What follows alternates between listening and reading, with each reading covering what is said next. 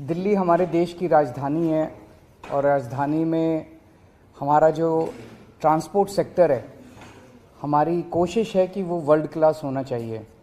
दुनिया के जो सबसे विकसित देश हैं, हमारे देश का ट्रांसपोर्ट सेक्टर, हमारे देश की राजधानी का ट्रांसपोर्ट सेक्टर उसके कंपेरेबल होना चाहिए। दिल्ली में ट्रैफिक बहुत ज़्यादा है। उसका एक बड़ा कारण है कि दिल्ली की सड़कों के ऊपर कार और स्कूटर बहुत हैं, प्राइवेट व्हीकल्स बहुत ज़्यादा हैं। अगर हमें कार और स्कूटर पे ट्रैवल करने वाले लोगों को पब्लिक ट्रांसपोर्ट पे लेके जाना है, तो हमें पब्लिक ट्रांसपोर्ट को कंफर्टेबल, सेफ और टाइम के अकॉर्डिंग चले, ये हमें सुनिश्चित करना होगा। सबसे बड़ा रेवोल्यूशन दिल्ली के ट्रांसपोर्ट सेक्टर में तब आया था जब दिल्ली में मेट्रो शुरू हुई थी। बहुत सारे ऐसे लोग जो मिडिल क्लास के लोग हैं, इवन अपर मिडिल क्लास के भी लोग हैं, उन लोगों ने अपनी अपनी गाड़ियां छोड़ के और मेट्रो से जाना शुरू किया। इससे दिल्ली की सड़कों पे काफ़ी व्हीकल्स की कमी आई थी। लेकिन धीरे धीरे over a period of time, अब मेट्रो को भी 22-23 साल हो गए, 25 साल हो गए, धीरे धीरे दिल्ली की सड़कों पे फिर से ट्रैफिक बहुत ज़्यादा बढ़ गया है। मेट्रो खचाखच भर गई हैं, जिसकी वजह से एक रिपल्सिव इफेक्ट है कि जिन लोगों ने मेट्रो में जाना शुरू किया था, मेट्रो में जगह नहीं मिलती, बैठने की जगह नहीं मिलती, खचाखच भरी रहती है, वो आराम नहीं है। सो वापस लोग अपनी गाड़ियों पे आ गए, वापस लोग अपने स्कूटर पे आ गए। दिल्ली में बसें हैं, दिल्ली की डीटीसी की बसें हैं, क्लस्टर बसें हैं। वो बसेस लोअर मिडिल क्लास तक इस्तेमाल करते हैं लोग। बसेस एसी बसेस भी हैं, लेकिन बसेस में सीट की कोई गारंटी नहीं है। वो वाला कंफर्ट नहीं है जो एक अपर मिडिल क्लास या मिडिल क्लास एक्सपेक्ट करता है। उसको देने के लिए एक स्कीम के ऊपर हम पिछले 4-5 साल से काम कर रहे हैं। प्रीमियम बसेस हम लाने की कोशिश कर रहे थे दिल्ली में। ये अपनी तरह का पहला एक्सपेरिमेंट है पूरे देश के अंदर। इस तरह की प्रीमियम बसेस पूरे देश में कहीं एक स्कीम के तहत कहीं नहीं चलाई गई हैं।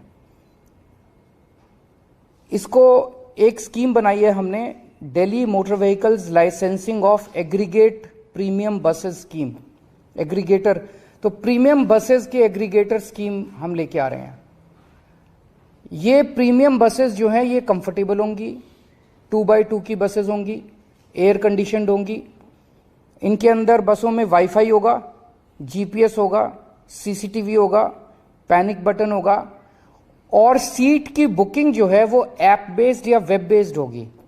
कोई भी खड़ी सवारी अलाउ नहीं की जाएगी, आपको शर्तिया तौर पे सीट मिलेगी।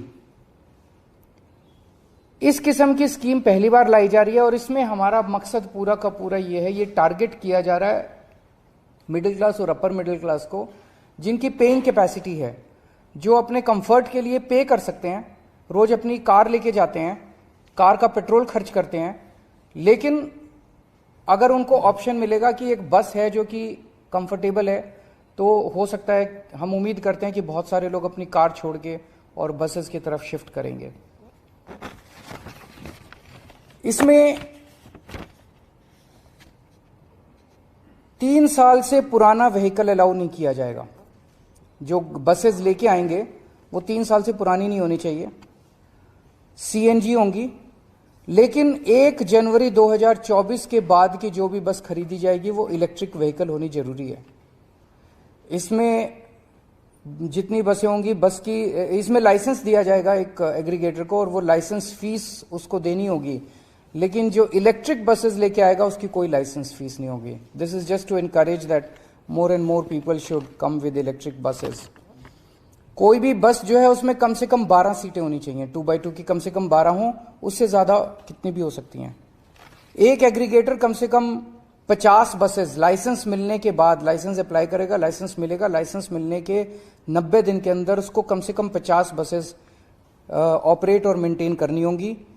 सबसे खास बात इस स्कीम की यह है कि रूट्स हम नहीं देंगे, रूट्स एग्रीगेटर हर बस के खुद डिसाइड करेगा ऑन द बेसिस ऑफ जहां ज्यादा ट्रैफिक है वहां पे ज्यादा बस चलेंगी, तो ऑब्वियसली जहां वहां ज्यादा बस चलेंगी तो वो ट्रैफिक ईज होने में मदद मिलेगी। तो वो रूट्स खुद डिसाइड करेगा, खुद सेलेक्ट करेगा, हमें इन्फॉर्म कर देगा, दिल्ली सरकार को केवल इन्फॉर्म करेगा। फेयर भी वो खुद डिसाइड करेगा, मार्केट डिसाइड करेगी फेयर। हमारी एक ही शर्त है कि डीटीसी का जो फेयर है उससे ज्यादा होना चाहिए। ऐसा ना हो कि डीटीसी से कम फेयर, इसके अंदर डीटीसी से ज्यादा फेयर होना चाहिए। बाकी उसका जो भी है, जो मार्केट फेयर देने के लिए तैयार है वो फेयर चार्ज कर सकता है। जैसे मैंने कहा, केवल मोबाइल से या वेब बेस्ड बुकिंग होगी, ऐप बेस्ड या वेब बेस्ड बुकिंग होगी, सीट्स आपको शर्तियां मिलेगी और सारी पेमेंट्स डिजिटली करनी होंगी। ये सारी बसेस, इनका एक लोगो और एक यूनिफॉर्म कलर कोड वगैरह हम कर रहे हैं, और बस के अंदर एग्रीगेटर जो है वो अपना एडवर्टाइज कर सकता है और उस एडवर्टाइजमेंट से बस के अंदर वो रेवेन्यू कलेक्ट कर सकता है। इस स्कीम को आज हम एलजी साहब के पास भेज रहे हैं। जैसा आप लोग जानते हैं, दिल्ली की जो एडमिनिस्ट्रेटिव व्यवस्था है, एलजी साहब को ये तय करना है कि वो इस स्कीम को राष्ट्रपति को रेफर करेंगे या दिल्ली सरकार को आगे बढ़ने की इजाजत देंगे। दिल्ली सरकार ने अपनी स्कीम फाइनल कर दी है, अब ये राष्ट्रपति इनके पास जाएगी, एलजी साहब के पास। एलजी साहब या तो इसको राष्ट्रपति को, अगर असहमत है तो राष्ट्रपति को रेफर करेंगे, पर मुझे उम्मीद है कि पब्लिक वेलफेयर की स्कीम है वो क्यों करेंगे।